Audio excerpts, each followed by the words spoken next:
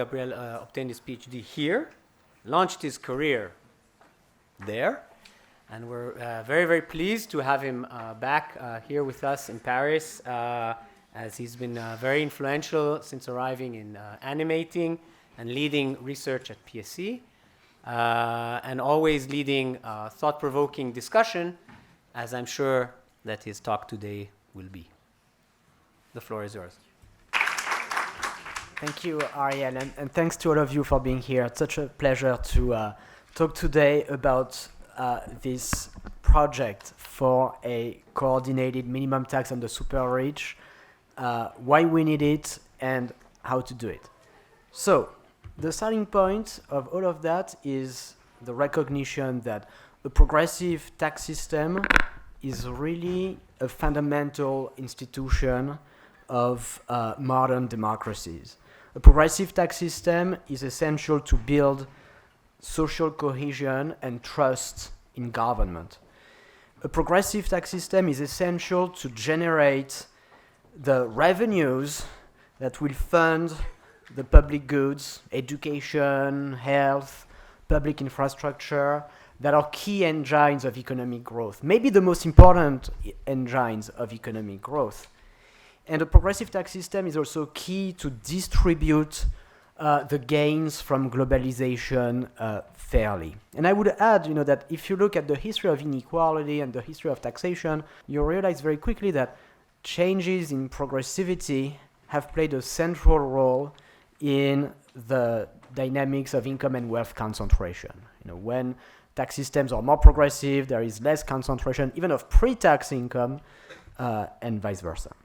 Okay, so until recently, it was quite difficult to know how much the super rich pay in tax. This is one of these areas of economic statistics where public government statistics are severely lacking. There's no good public data on the wealth of the super rich. It's a gap that's been filled de facto by magazines like Forbes, like Bloomberg, and so on. But there is no official data on that. There is no official data about how much income tax the super wealthy pay, even though these are some of the most important and in many ways some of the most hotly debated issues in many countries. Now, that situation, that veil of secrecy has started to be lifted in part recently thanks to pioneering research that we heard about today, the extremely important work that was conducted by Ariell and Wouter and co-authors in the Netherlands, the very important work that was conducted in France by Antoine Bozio and co-authors that we learned about this morning. And there are other studies that are being done as we speak in a number of countries. This is really making a big difference. I've seen that firsthand. I went to the Netherlands last year, and everybody, from the taxi driver to the Minister of Finance, knew about Ariell's and Wouter's study. And not only did they know about it, but they also accepted the results as being accurate. And this has had a tremendous influence on the public debate in the Netherlands. And pretty much the same thing is, I think, has happened in France since the first results from Antoine and co-authors were released last year. It has broadly become accepted that, yes, indeed, the billionaires in France, they pay very little, almost no income tax, and that is not an acceptable situation. In the Global Tax Evasion Report 2024 that the EU Tax Observatory released at the end of last year, we compiled these different studies and tried to put everything together, trying to maximize comparability across countries. And so to maximize comparability, what do you want to do? Well, you want to include all taxes. Sometimes, in some studies consider only a subset of taxes for good reasons. Maybe for some questions you might want to focus on direct taxes and disregard VAT or some social contributions. But if you want to compare the overall degree of tax progressivity across countries or how this progressivity changes over time, the most solid starting point is just to include everything. So take the official internationally agreed definition of what a tax is. The OECD, the IMF, other international agencies publish statistics on aggregate tax revenue collection for all countries, and then you distribute this grand total to the different groups of the population, where you rank people using the same notion of income. So here is the pre-tax income definition as used in the distributional national accounts literature, where you include all income that contributes to national income, matching 100% of national income, and you rank individuals by that income measure. So P010 is the bottom 10% of adults with the lowest pre-tax income, P1020 is the next decile, and so on, with a zoom all the way up to dollar billionaires. Okay, so when you do that, here's the picture that emerges. Number one, in these economies, Italy, France, Netherlands, and to a somewhat lesser extent the US, all socio-economic groups pay a lot of tax. It's not a big surprise. In France, the ratio of tax to national income, as officially published, is a bit more than 50%. France is a relatively high tax country. Government collects more than 50% of national income in tax each year. And so, unsurprisingly, pretty much almost all the groups of the population pay 45, 50, sometimes a bit more than 50% of their income in taxes. With one big exception, in France, but also in the Netherlands, but also in Italy, and to some extent in the US, which is billionaires. In these four economies, billionaires have the lowest effective tax rate of all social groups, including all taxes, and in particular, including all corporate taxes, everything. And in fact, sometimes people say, oh, well, okay, but who pays the corporate tax? Perhaps, we should be considered as a tax paid on workers. Here it's at least partly. Here, all corporate taxes are allocated to the owners of corporations. And so if you wanted to do differently, if you think that corporate taxes should be viewed as being paid at least partly by other social groups, you would have even higher tax rates, for the working class, for the middle class, and even lower tax rates for billionaires. So this is not a picture that tries to give a particularly negative picture of how much tax the billionaires pay. This is really allocating all the taxes paid by the businesses that billionaires control to these billionaires and adding any tax that they pay personally. So we need much more studies to see if those patterns are true also in other countries. This is the picture that we have today. There is ongoing work that I'm going to discuss in a second in Scandinavian countries. We very much hope to do work in Global South countries, and we've started to partner with tax administrations in Latin America in particular to do that. And so we are going to keep learning a lot about all of this. But at the moment, what is clear is that there is a situation that's hard to accept, I think, by everybody or almost everybody, which is that the most powerful economic actors, tend to have the lowest tax rates of us all. All right. So where is this coming from? What's the reason for that? This is due to the fact that the income tax, the progressive income tax, which supposedly is the pillar of tax progressivity, which in particular is supposed to erase or more than offset the regressivity of indirect taxes like the VAT, the income tax really fails to tax the super rich. Why? The fundamental problem is that when you're really rich, the very notion of income is not very well defined. And very concretely, it's easy to structure your wealth in such a way that this wealth will generate very little or sometimes zero taxable income. And this was illustrated very powerfully a few years ago in the US when you had revelations by the US media ProPublica on the taxes paid by US billionaires. And you see in some years people like Elon Musk who pay zero income tax, Jeff Bezos who pays zero income tax. Why? Because they are, their income derives just from owning, being big shareholders of companies like Tesla, like Amazon. But if those companies don't distribute dividends, And if these people don't sell their shares, they don't realize capital gains, their individual taxable income can be very small, can be zero. Also as CEOs, they choose not to pay themselves any salary or any significant salary, and so they can reduce their taxable income to very low levels like that. So that's the number one technique. The second technique that's, and I think one of the main lessons from the studies of France and the Netherlands is that quite systematically among billionaires in those countries, there is a systematic use of personal wealth holding companies to avoid the individual income tax. So here the idea is, instead of owning a portfolio of assets, instead of owning equities directly, if you are very rich, what you can do is just you create a personal holding company, which is essentially a shell company. The shell company is going to be the owner of your stakes in the businesses, and it's going to receive dividends or interest, or it's going to make capital gains. But because this income, these dividends, are paid not to an individual on paper, they are paid to a shell company, these dividends are not subject to the individual income tax.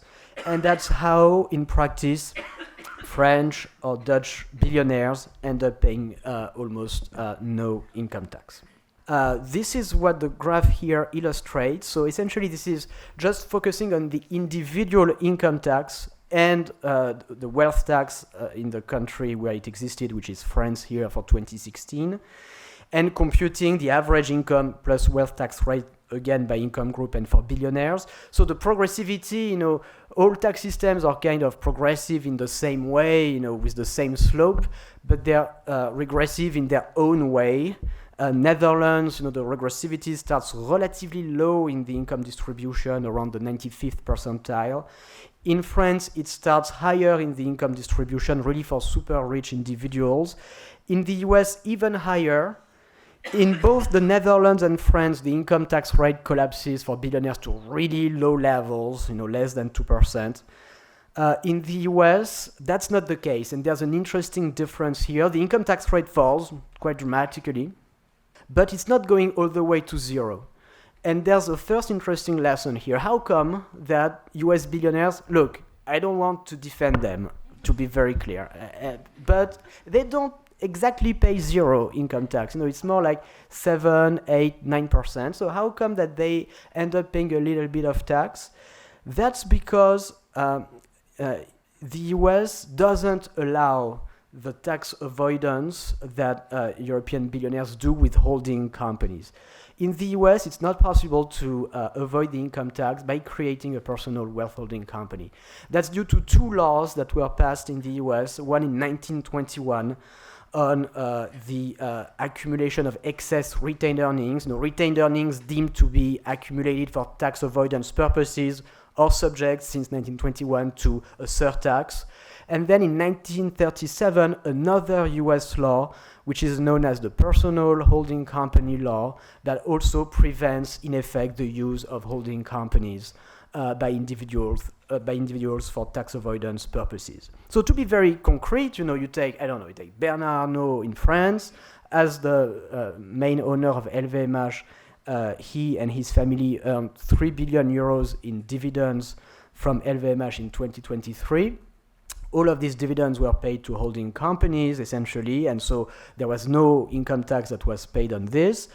You take Bill Gates, he's a big owner of Microsoft. Microsoft also distributes dividends, but Bill Gates is not able to avoid the individual income tax on these dividends, and so he pays 23.8% in federal income tax on these Microsoft dividends. So that's the key reason why in the US, billionaires pay a little bit more in income tax than in the Netherlands or in France. In all cases, they pay very little, and as you can see, the income tax becomes sharply regressive at the top. Okay, so why does this matter? This matters first, obviously, for tax revenues. There's a significant revenue loss for governments. I will get back to that. But it matters fundamentally because this tax avoidance has a snowballing effect on wealth concentration. And the simplest way to do that is just to think very simply about the process of wealth accumulation. So, if you write WT is the wealth of an individual in year T, WT plus 1 is the wealth in year T plus 1. So the wealth in T plus 1 is the wealth in T times some stochastic return on wealth, R tilde, that's going to include any kind of return to wealth, dividends or capital gains, everything. Think of that as a return net of the corporate tax. I'm a shareholder of LVMH. LVMH stock price rises by 10% in a given year. That factors in the fact that LVMH has paid corporate tax. Very good. So R tilde for me in that year is 1.1. Okay? Now that stochastic return on wealth is reduced by some tax rate tau, which is the amount of individual income tax that I, as a shareholder of LVMH, have to pay expressed as a fraction of my wealth. So if the return is 10%, but the tax rate is 2%, my net of tax return is 8%, so my wealth kind of mechanically is going to grow by 8%. On top of that, there is a term, B tilde, which is whatever saving I can make out of my labor income after paying all other taxes, like social contributions, consumption taxes, and so on. For billionaires, the B tilde term is really very small. What matters is the first term, is the R tilde minus tau times W. For people towards the bottom of the wealth distribution, the B tilde term is quantitatively more important. All right, so these and the B, think of the return as stochastic. Think of B tilde as either deterministic or stochastic. There is a general class of results for this type of stochastic equations, which are known as Kesten equations, that say that essentially this type of stochastic process, under certain regularity conditions, converges to a steady state distribution for wealth. Number one. Number two, the wealth distribution is going to have a Pareto upper tail, so it's going to follow a Pareto distribution, number two. And number three, the Pareto coefficient, which governs how much wealth concentration there is in steady state, is going to depend on the variance of the shocks, the R tilde and the B tilde. Okay? So that's a general, class of results for this type of processes. Now, if you add the following, if you add that number one, the return on wealth rises with wealth, and there is quite a lot of evidence that this is the case, and on top of that, that the individual income tax rate, tau, falls with wealth, that the super rich pay less in tax relative to their wealth than the rest of the population, then you're not anymore in this nice world of Kesten where everything converges to a steady state. Generally speaking, there will not be a steady state distribution. You are on an explosive path where the super rich, their wealth kind of mechanically keeps growing faster than the rest of the population, and wealth inequality keeps rising. Okay, and so when you express things like that, you understand very clearly the key role of this parameter tau of W, which is the effective individual, or let's say personal tax rate expressed as a fraction of wealth for the different groups of the population. So let's look at this tau of W parameter. Okay, so I showed a graph earlier on income tax divided by income. Now let's look at income tax divided by wealth. Because income tax divided by income is small, income tax divided by wealth for billionaires is really very, very, very, very, very, very small. 0.0 something in the Netherlands, 0.1% in France, really tiny numbers. The blue bar is just for the average person. If you take total individual income tax revenues plus wealth tax revenues in France in 2016, that was about 200 billion euros. So that was about 2% of the total wealth of French people, which was about 10 trillion euros in that year. Okay, so this 2% number is going to play a pretty big role in the rest of the presentation, but keep those orders of magnitude in mind. On average, people pay the equivalent of 2% of their wealth in income tax plus wealth tax in the countries that have a wealth tax. For billionaires, they pay 0.1, 0.2, in between 0 and 0.5% of their wealth in tax. So we are really in that case where not only rates of returns tend to rise with wealth, but the tax system kind of exacerbate that because the income tax rate declines very sharply with wealth. Okay, so if nothing is done and business as usual, that mechanically leads to a snowballing effect on wealth concentration, where the wealthy, just by virtue of having their wealth grow fast and having very little tax to pay, it's just easier to save and to accumulate even more wealth when you don't have taxes to pay, and so their wealth share is going to keep rising. Okay, so you might say, okay, same graph. And here, on purpose, I'm still going all the way up to 2.5%, even though in no country, we're close to having billionaires paying 2.5% of their wealth in tax. There is this black line at 2%. I'll get back to that. Here is just showing the contribution of the wealth tax. And Antoine touched on that this morning, and this is really important. France had a wealth tax in 2016, and so you might say, well, at least in the countries where there is a wealth tax, the billionaires, they should pay a little bit more than in the countries where there is no wealth tax and just an income tax. The thing is, it's almost impossible to see the contribution of the wealth tax because it is so tiny. That is, the French billionaires, when there was a wealth tax, they paid so little that it, in effect, exempted or fully exempted billionaires. And this is something that we have to take very seriously. It's been a pretty dramatic political and intellectual failure, in my view, to have wealth taxes not only in France, but in many European countries, Germany, Scandinavian countries, Spain, many countries used to have wealth taxes, where the wealthiest individuals, in effect, were exempt from the wealth tax. And so we really need to learn from that mistake. You might say, well, okay, now let's try to look at some countries, other countries that had or that still have a wealth tax. And so in ongoing work with my colleagues, Marius Ring and David Syme, we studied the case of Norway and Sweden. Sweden used to have a wealth tax until 2007 and then abolished it.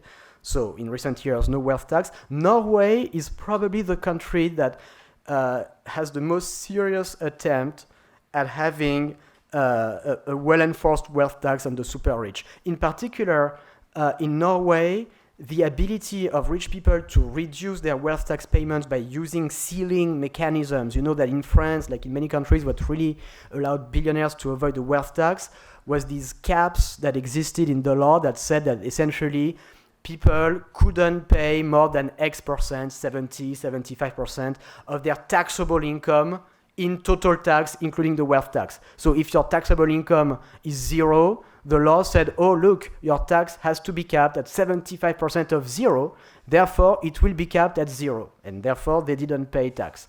Norway has the good idea of saying, hold on, we're going to put a limit to that thing, and the ceiling, you cannot reduce your wealth tax liability by more than 50% of the theoretical amount of wealth tax owed. And so you see that in Norway, because of that, the billionaires, they pay a little bit of wealth tax. But what's striking nonetheless is even though we are looking at probably the country with the best, most well-functioning wealth tax, even in that country, the wealth tax is just not enough to make billionaires pay a significant amount of tax. Okay, so bottom line, wealth taxes as they've existed, as they still exist in a number of countries, are just failing at addressing this issue of tax progressivity. So, based on that, there are two ways to look at things. There's one way which is, okay, look, if even Norway cannot have a well-functioning wealth tax, if even they fail at doing that, then, look, it's hopeless. Let's abandon and let's give up on the idea of taxing the super rich. It's not going anywhere. It's not possible. There's another, more constructive way to look at that, which is to say, okay, look, we have to do better. We have to learn from the mistakes that have been made, and we need to design a better way to tax the super rich. Hence, what I want to talk now, which is this proposal for a coordinated minimum tax on the super rich. So the idea here is to say that just like countries, more than 130 countries, have been able to agree on having a minimum tax rate for multinational companies, a minimum tax rate of 15%. There was an agreement in 2021. This minimum tax is entering into force this year, has started in 2024 for the European Union, for about 10 countries outside of the EU. Just like we've done that for multinationals, let's do the same for global dollar billionaires.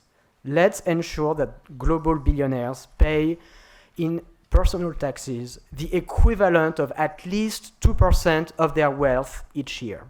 Okay?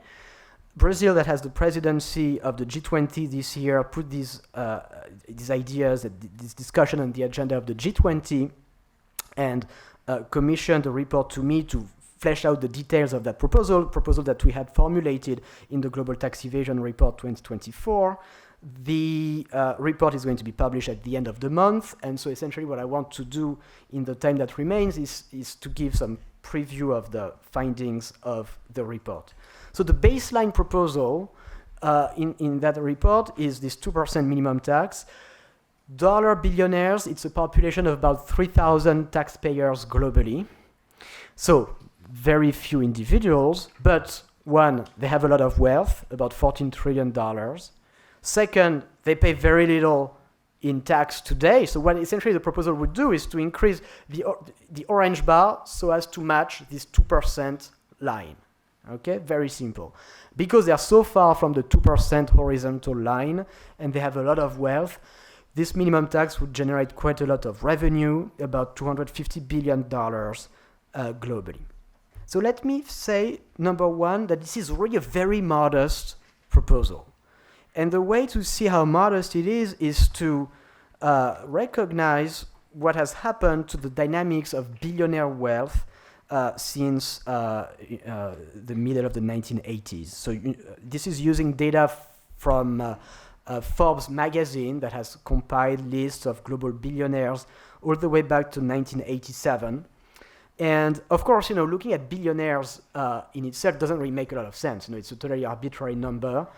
Billionaires today correspond, broadly speaking, to the top 0.000, so that's 1% of the world population. Okay, so you have about 3 billion tax units globally, meaning 3 billion adult individuals, either single or married couples with children dependent, if any. And so 1 out of 1 million of these 3 billion tax units are billionaires, okay? Hence about 3,000 billionaire tax units globally. And so if you compute the wealth owned by this top 0.0001% all the way back to 1987, this is the chart. And this is scaling their wealth by world GDP. Okay, so what the chart shows is that in 1987, global billionaires, 0.001%, owned in wealth the equivalent of 3% of world GDP, and today they own in wealth the equivalent of almost 14% of world GDP. And again, it's not because there are many, many more billionaires, in that group. Here I'm fixing the size of the group. It's always 0.0001% of the population.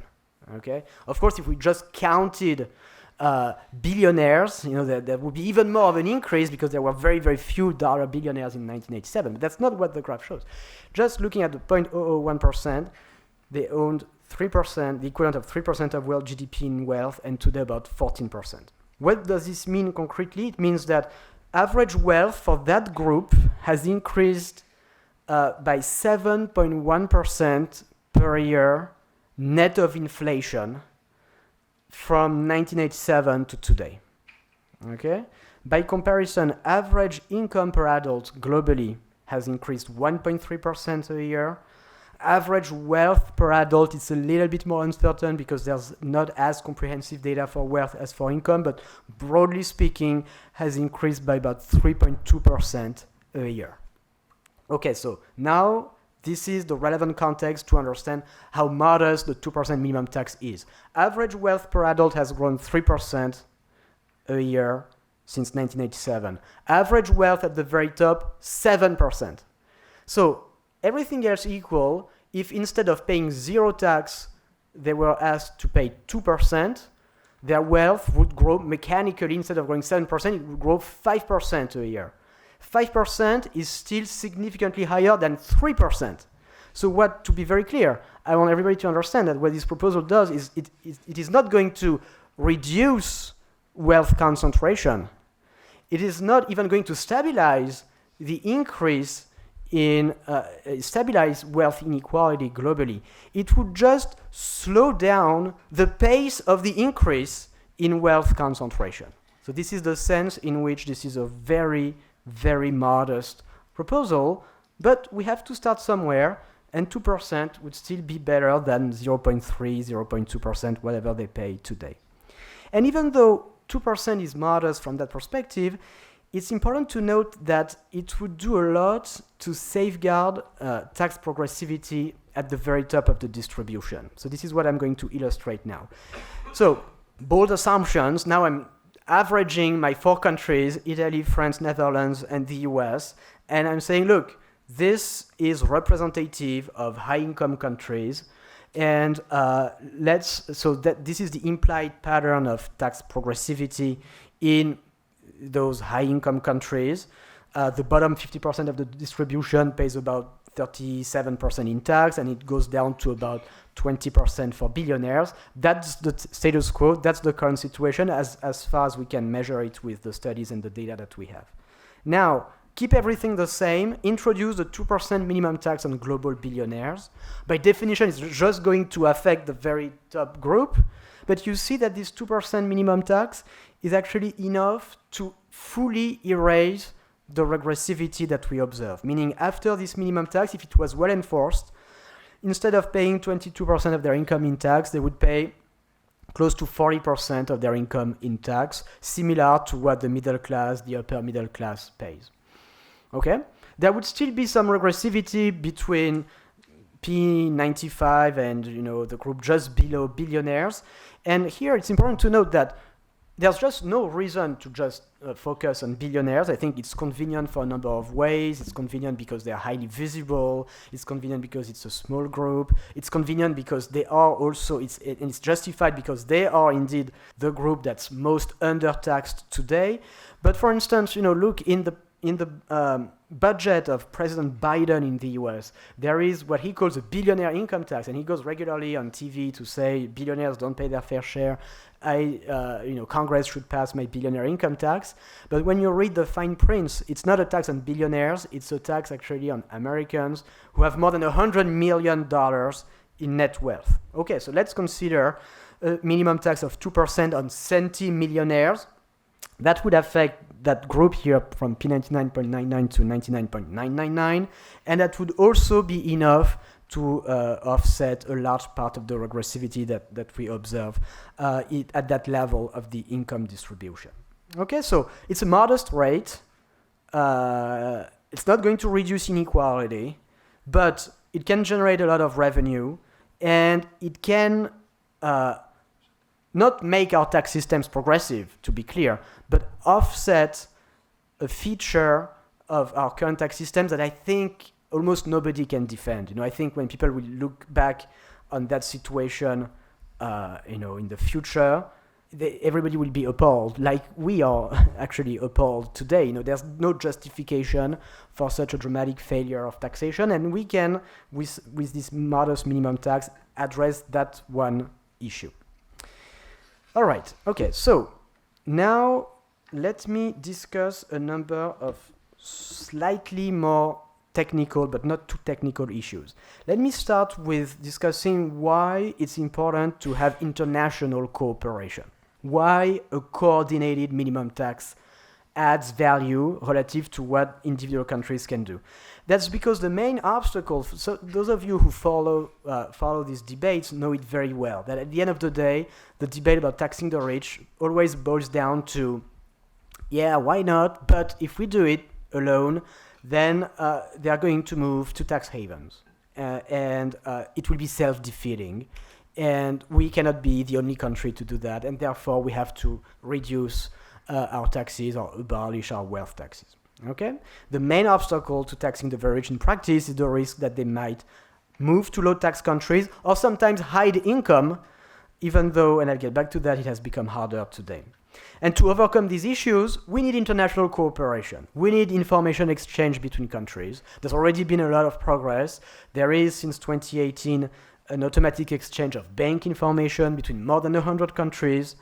It's much harder to hide assets in offshore financial centers than it used to be the case in the past. But this information exchange is too limited. It doesn't include real estate, for instance. There is evidence that not all banks, not all financial institutions comply with these new regulations. So we need to build on what exists, make it better, extend it, and enforce it better. Number one. And number two, it's not enough. That's necessary, but that's not sufficient. We also need international coordination to avoid a race to the bottom. Because even if we had perfect international coordination, even if we had perfect exchange of information between countries, it would be still possible for very rich people to move to, low tax Swiss cantons and avoid paying taxes that way. It's exactly the same problem as the problem for multinational companies, and that's exactly the rationale that led to the minimum tax of 15% on multinational firms. We need to avoid a race to the bottom. We now know that we can do it. For a very long time, the notion that there could be coordinated minimum tax rates was seen as, idle fantasy, some kind of ivory tower pipe dream by some academics, until 2021, when 130 countries said, yes, come on, we can do that. Minimum tax rate of 15%. This is what is known as the Pillar 2 of the OECD two-pillar process. And the conclusion from that is we now know that international tax competition is not some kind of law of nature. We can choose competition just like we can choose coordination.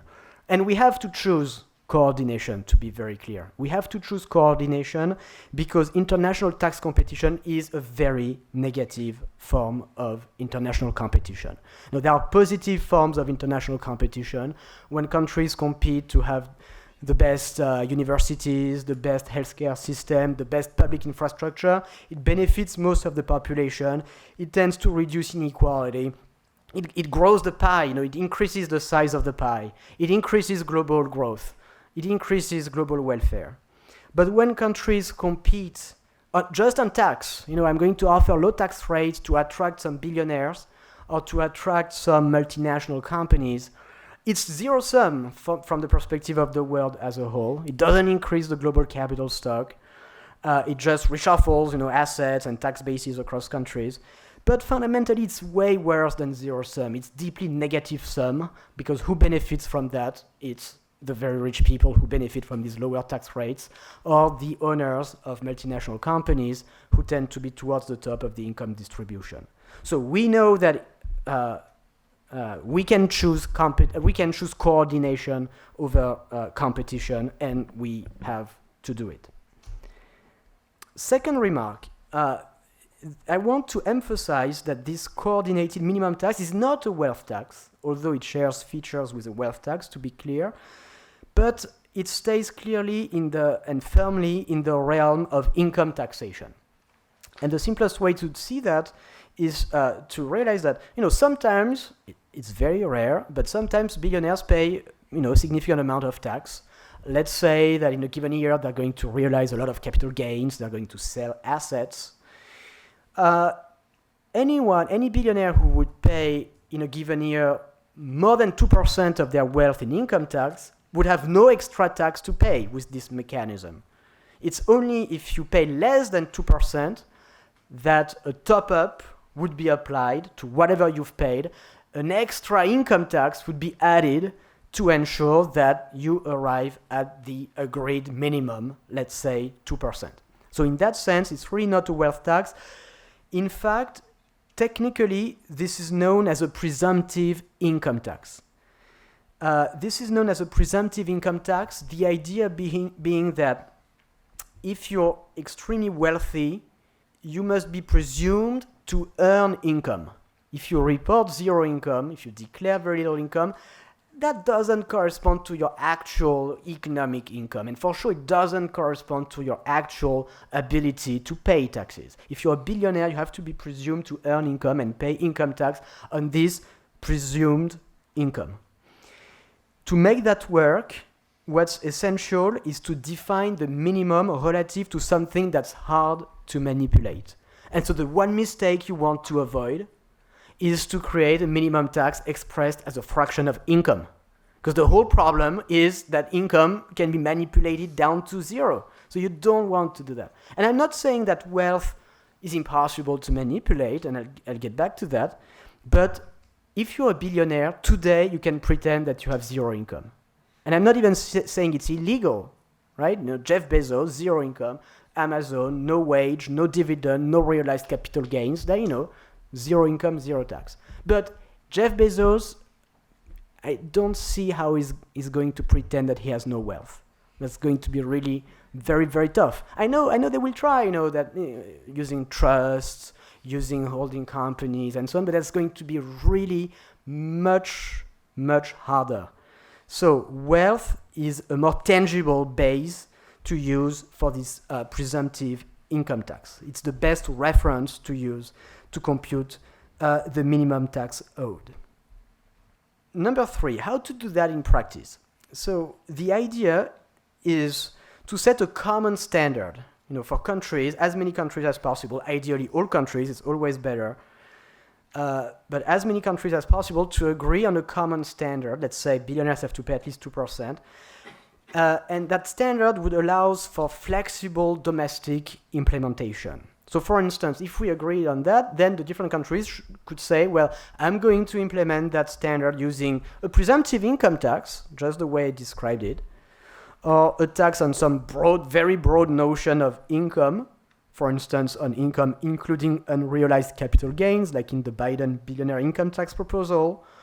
Or countries could choose to implement that standard using a progressive wealth tax. All of that works. All of these taxes would qualify as long as, at the end of the day, the super rich meet the agreed minimum, let's say 2% of their wealth. And the beauty of doing things that way is that it doesn't require a multilateral treaty. It doesn't require all countries to agree on, okay, we are going all at the same time to create a new tax. No, it only requires a commitment to implement the standard and then domestic measures in each country to implement the standard in whatever way people want to do in these countries. And that's exactly the way it works for the multinational, for the 15% minimum tax on multinationals. For Pillar 2, there's no multilateral treaty. There's just this commitment of, yes, multinationals will pay 15%, and the different countries kind of implement that idea in different ways, in a coordinated manner domestically. Okay? Let me now discuss the main challenges to making that idea fly. So number 1, there is the question of wealth valuation. It's a classic, you know, of all discussions of anything that has to do with wealth. How do you value wealth? So let me first say that if wealth is as easily manipulable as income, we all agree the minimum tax is ineffective and I've just wasted your time. However, what the research shows is that about half of global billionaires' wealth is held in shares of publicly listed companies with a clearly observable market value each and every second. Okay? So that is going to be really hard to manipulate. And we're talking about half of the total is this. What's the other half? The other half, sometimes people think, oh, the other half, it has to be all their Picassos and private jets and yachts. And look, these things exist, but as a fraction of their wealth, they're just quite small. The other half is primarily stakes in large private businesses. And we're talking big unlisted companies, not small mom and pop shops. You know, again, we're talking about billionaires. If they are billionaires, that's because the business they own is really large.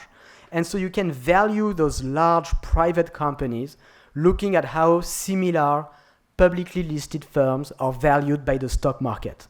And I've not invented anything, to be clear, on that slide. That's what thousands of financial analysts do all the time in London, in New York, in Geneva, in Paris, valuing private businesses by looking at the price-to-earnings ratio of similar public companies, price-to-sales ratio, price-to-assets ratio. There is a well-developed financial technique to do that. And I think if these international discussions continue, there would be an opportunity to harmonize the rules, but we're not going to reinvent the wheel. We know how to do this. And then there's a small residual, which, as I said, is really small. If you ask me, I think that it's possible to value the Picassos because these are they are going to be insured, so there is an insurance value that you can use for the valuation. But even I'm willing to concede that not everything is going to be perfectly measurable, valuable. There's going to be some noise. There's going to be some imperfection. What's important to realize is that even with imperfect valuations, still doing this minimum tax based on wealth would be a massive improvement over the status quo. Okay, second challenge is what about avoidance and evasion? Well, look, you've just shown us that when there was a wealth tax, they didn't pay anything. The income tax, they don't pay a penny. So, how come that all of a sudden they're going to pay? Well, I think here the starting point is that the key lesson from contemporary economics research on tax evasion is that tax evasion, just like tax competition, is not a law of nature. It depends fundamentally on policy choices.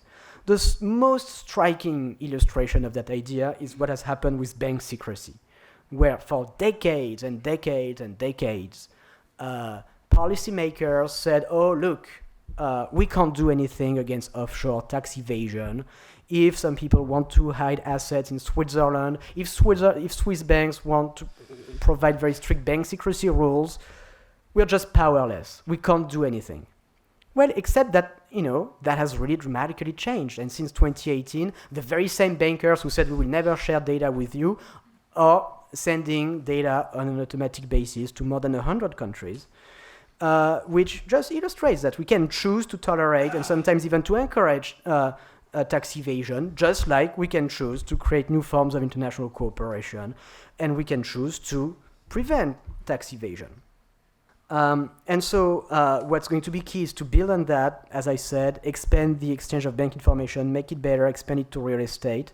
And more broadly speaking, another lesson from the historical experience with wealth taxation and the dramatic failure with wealth taxation in Europe in particular is that if you introduce exemptions and loopholes in the wealth tax, for instance, if you exempt private businesses, if you allow private businesses to be taxed at only a fraction of their market value, that type of things, that's a recipe for disaster. Okay, because yes, these very wealthy individuals, they're willing to spend a lot of money in crafting tax planning strategies. If you tell them, look, you are allowed to avoid the tax because we created this and that loophole for you to use, yes, they will use it. But the obvious answer is just don't allow them to use loopholes. Just no loophole. If you're a billionaire, everybody can agree that there is no need for some exemption of any kind. All your wealth at its market value is going to be included in the base with no exception. So in the simulations that I showed earlier, I assumed, I think conservatively, that there would still be some avoidance, some evasion, 15%. I think if those principles are well enforced, no loopholes, and strengthen the information exchange, then we could actually have much less avoidance than that. Okay, now the most difficult but also the most interesting issue, and that's going to be the end of my remarks. The most important and the most difficult issue is what to do in the case of imperfect coordination. Okay, what if some countries choose not to implement this standard? And number one, let me stress that global participation would be ideal. That's the goal, but it's not necessary. Minimum taxes can be implemented by any countries, any group of countries. Okay, and so the clearest illustration of this is what's happening with Pillar 2, with the minimum tax on multinationals. The US is not implementing it, and is not going to implement it in the foreseeable future. China is not implementing it. And so you might say, oh, look, the US and China are not part of it. Game over. No. It is going to happen. It is already happening. And not only is it happening, but US multinationals and Chinese multinationals will have to pay at least 15% of their profit in tax, even if the tax is not collected by the US or by China. Because in this Pillar 2 set of rules, there is a very important, the most important component, which is known as the UTPR in technical terms, under tax payment rules, that essentially say that the countries that are part of the agreement that implement the minimum tax are allowed to collect the taxes that non-participating countries choose not to collect. And this is smart, because it gives incentives for all countries to join. Not joining means leaving money on the table for other countries to grab. Number one. And number two, it means that even if they don't realize what's their best self-interest, that's not going to be a problem. The taxes that the US and China don't collect will be collected by European countries, by Global South countries, by all the countries that are part of that agreement. So what's really essential is to mimic this approach, to translate that logic to the question of billionaires. So how can you do that in practice? Well, the way it works for multinationals, essentially what the agreement says is that if a multinational company has employees in a country or owns assets in a country, then that country has a right to collect some of its tax deficit, meaning the taxes that it doesn't pay to the US or to China. We should do the same for billionaires. Okay? If, let's say, the US refuses to tax its billionaires, then the countries where US billionaires spend some of their time, they like coming to Paris, in June and go to Roland Garros and have a cup of coffee, and so they do come regularly. Or the countries where they own assets and they have very diversified portfolios of investments, including real estate, financial assets. Those countries should be allowed to collect at least some of the taxes that the US or some other countries, Switzerland, would choose not to collect. And you can even push that logic a bit further. You could say, well, these billionaires, their wealth derives from owning businesses, right? From owning multinational companies. And so we can look at where those multinational companies have employees, where they have assets, where they make their sales. And those countries where Amazon or where Apple or Facebook are present, that they could collect some of the taxes that would go uncollected elsewhere. Okay? So that's the key. The key idea is that you need a tax collector of last resort mechanism. If it's there, then the whole thing, can work. Provides incentives for countries to join the agreement. It provides a backstop in the case where some countries don't join. If it's not there, then we run into problems because we're back to the issue of the race to the bottom. Some countries would choose not to apply the minimum tax, and so we've not really made a lot of progress. Okay, let me conclude by saying that a coordinated minimum tax is a powerful and, in fact, the most effective option to safeguard tax progressivity at the very top of the income distribution.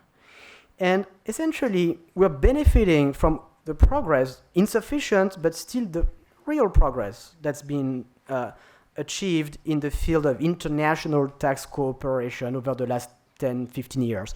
The automatic exchange of bank information, the minimum tax on multinational firms, these tax collector of last resort mechanisms, we can build on that, and thanks to all this progress, the minimum tax on billionaires that I described has become technically feasible and could be enforced successfully. Thank you very much.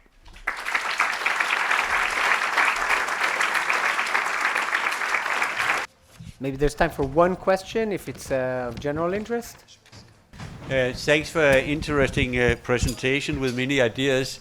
But my question is from a political and sociological perspective, how it should be realized. And I take Denmark as an example where I come from and where people voluntarily pay a tax to a certain degree. But I think that if you started with this regime in Denmark, some of the biggest companies, they would say, we will move out of Denmark and move to another country. The best way to tax the most mobile economic actors, like multinational firms or super rich individuals, necessarily involve international coordination, creating a common standard, precisely to avoid this risk that you describe of firms or people moving to low-tax countries. So that's why the ideal solution is international coordination.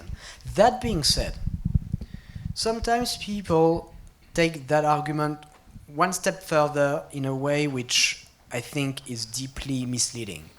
And they say, well, look, if we can't have international coordination, if we can't have a truly global agreement, then we can't do anything, and we should not do anything. And that, I think, is deeply wrong, because there are lots of policies that countries can implement unilaterally to better tax multinationals and super rich individuals. Let me just give one illustration with the case of very rich people, which has to do with how do you deal with people who choose to move their residency to a low-tax country. At the moment, what almost all countries do is they say, okay, look, if you spend all your life, let's say in France, and now you decide to relocate to Switzerland, immediately starting on January 1st of next year, you have no tax to pay anymore in France. But that's a choice that we make, and it's a bad choice. We could make another choice, which would be, oh, look, if you've spent many years in France, and you've become very rich, and now you move to a tax haven, then we will keep taxing you after you've left, for at least a number of years, and we can discuss 5-10 years.